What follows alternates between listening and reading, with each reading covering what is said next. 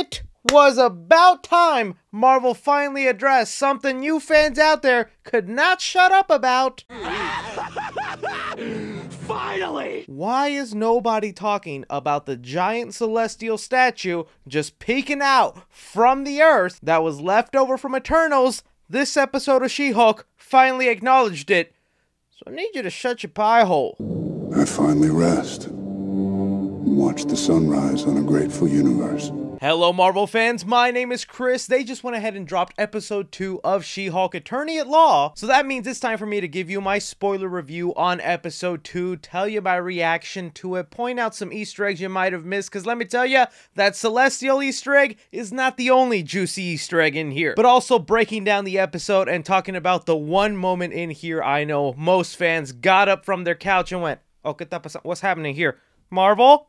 Don't you play with me. So I'm gonna need you She-Hulk watchers to give me your opinions down below. What did you think of episode 2? Are you going along with the series? If you're someone who liked episode 1, are you still liking episode 2? If you're someone who hated episode 1, did episode 2 turn you around? Either way, let me tell you, episode 3, I'm gonna turn you on. Okay, I said it. This show's rated TVMA, so sorry, little kids. So diving straight into She-Hulk episode 2, Attorney at Law, we open up with the aftermath of how episode 1 ended, with Titania going in and disrupting the courtroom with She-Hulk saving the day. Now, this is kind of interesting how the show is doing this all out of order. We recently found out through some interviews from the creators of the show that they actually wanted to do She-Hulk's origin more towards episode 8 or 7 of the show. But good old Kevin Feige pushed forward and said, no, I think it's better if you do She-Hulk's origin on the very first episode and force them to move it to episode 1. This could explain some of the weird editing going on and why things don't feel as connected. And let me tell you, I think Kevin Feige made the right choice. Could you imagine waiting all the way to episode 7 or 8 to get that origin for She-Hulk? That was pretty straightforward. But I think because of this, the initial problem that was going to be happening in episode 1 with Titania going into the courtroom is moved to a later episode that I'll just tell you doesn't even happen in the first 4 episodes I saw. So this ain't the last time we've seen Titania, the superhero influencer, and seeing how big of a rival she is for She-Hulk in the comics, I'm curious where they take that storyline. I'm not a big fan right now of her being a superhero influencer, but maybe they can make it work. Just like this joke definitely worked. Like a chick Hulk. A She-Hulk? He said it! He said it! Come on, She-Hulk, I was saying some of your stuff was funny, don't make me look bad. But as we move forward, we find Jennifer Walters going to a bar where a lot of people expect her to be She-Hulk. She's becoming the celebrity around town, and people enjoy just seeing her all green. It's even here where her own best friend is questioning her if she's gonna become a superhero now, where she responds, that is for billionaires and narcissists and adult orphans. and you know that line about orphans?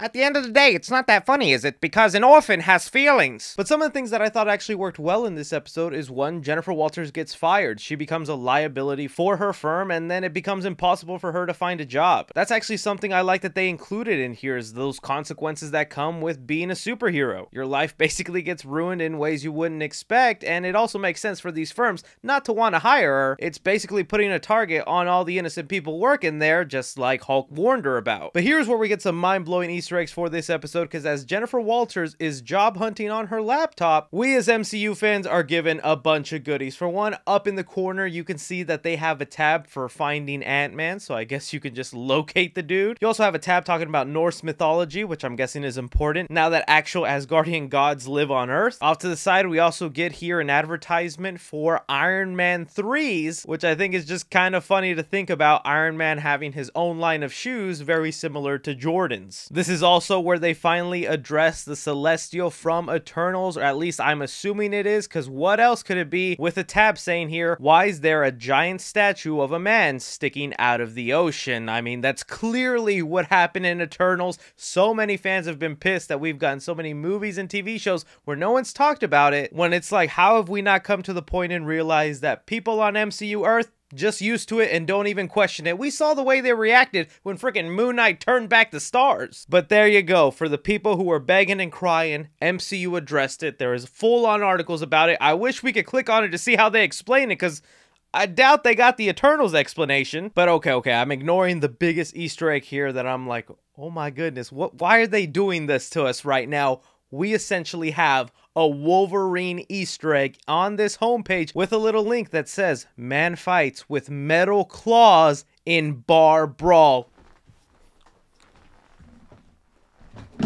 Excuse me? That is as clear as can be an Easter egg to Wolverine. Now, I don't know if this will actually lead to anything, or it's actually a little foreshadowing Easter egg for something later on in She-Hulk. For all we know, they could just dismiss this, have this be a little small Easter egg, and it's something that's never addressed again. But holy moly, with them already introducing the mutants in Miss Marvel and having them actually say the word mutant, and basically saying here Wolverine is out there having his bar brawls like he likes to have, that's just kind of awesome to know it's out there. But again, this will most likely just be an Easter egg that leads to nothing. Go fuck yourself.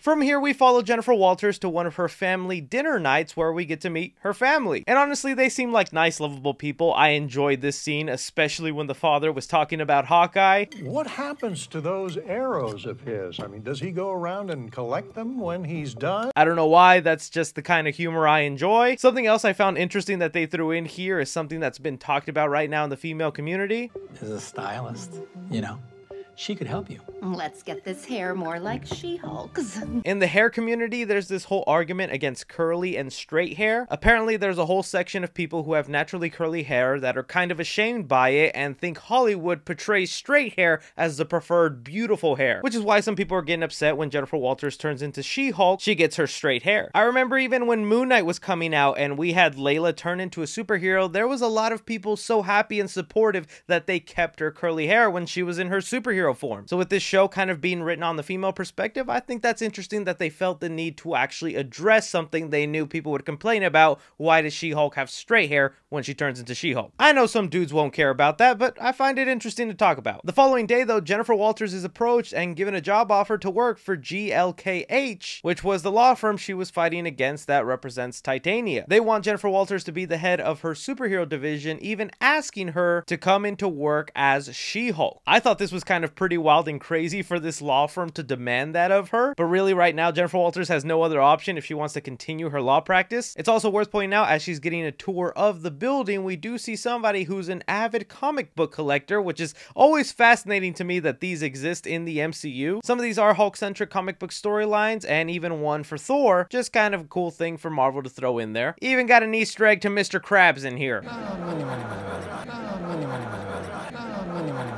As Jen and her best friend are taking in their new office, we're introduced to a new character, Pug. For my horror fans, he's also showing up in Scream 6, and after seeing him in the couple bits of episodes in here for She-Hulk, I'm pretty excited to see him in that. Plus, who doesn't love a man who shows you where to poop? A map to the best bathroom for pooping, for pooping, for pooping, for pooping. Finally bringing us to some of the real meat of episode 2, and what has me actually intrigued to see further episodes of She-Hulk is the law firm giving her first case to represent Emil Blonsky, aka Abomination, and try to get him on parole. Now here's some of the stuff with Abomination I actually like. The next episode we'll be talking about some of the things I don't really like about Abomination. At least I think it's the next episode. It might be episode 4, but whenever we start to see Abomination turn into his Abomination form, that's when I got some gripes to talk about. But hear what they showcased in this episode, and She-Hulk having to go to damage control, this prison for these supervillains, and her face-to-face with Emil, I was like, oh my god, this is actually brilliant. His whole explanation for why he deserves the right to be on parole, released from prison, I thought was really well done. This was a man who was given essentially a super soldier serum by his country, was told he was the hero, said that the Hulk was the bad guy, and at the end of it all, he was put in jail. For good reason. He was hurting people and doing things wrong. But the Hulk has also done that in his past with Age of Ultron, or other times the Hulk has gone on Rampage, and even though it seems like maybe the law was sometimes after Hulk,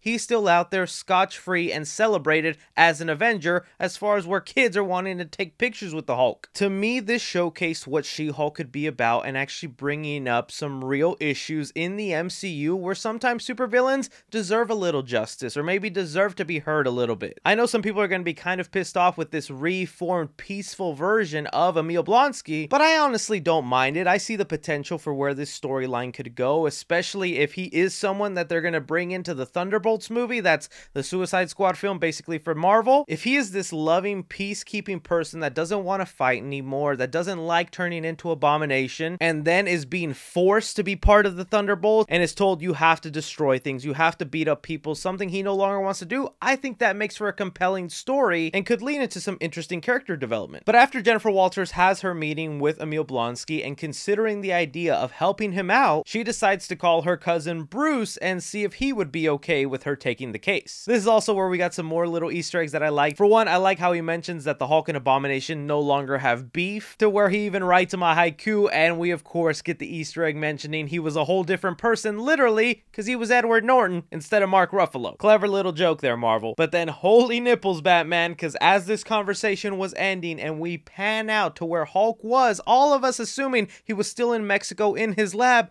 he's actually on that Sakaar ship from episode 1 being transported to Sakaar for reasons I want to find out about. This right here has me pumped, excited, wondering what the heck is Marvel setting up here. Because one, that answers the question, there wasn't a physical person in that ship. It was essentially just a drone trying to find Bruce Banner to deliver that message, which would explain why that ship caused the accident. There wasn't a person piloting the ship, and it was more of an AI robot just trying to do its job, which is why it caused the accident. But the ship clearly had a message that said, hey, we need you to come back to Sakaar because we got something to tell you.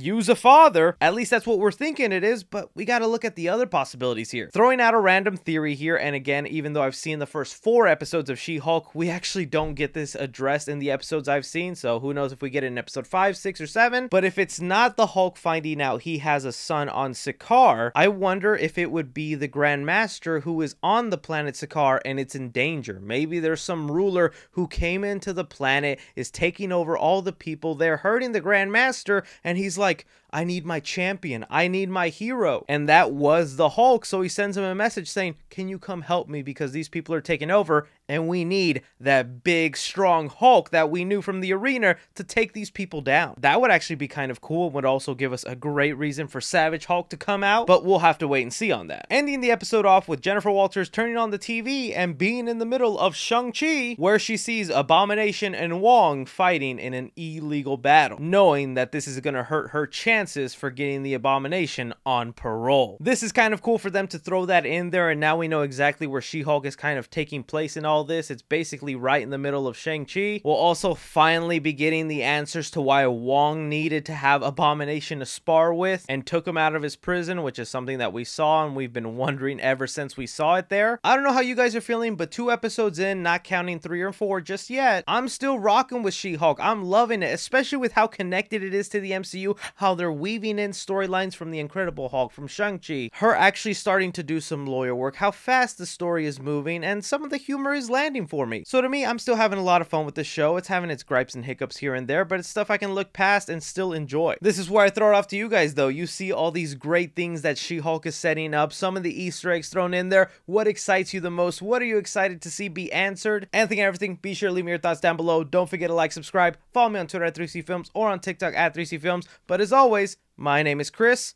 Prepare for episode 3 in that post-credit scene. It'll change you.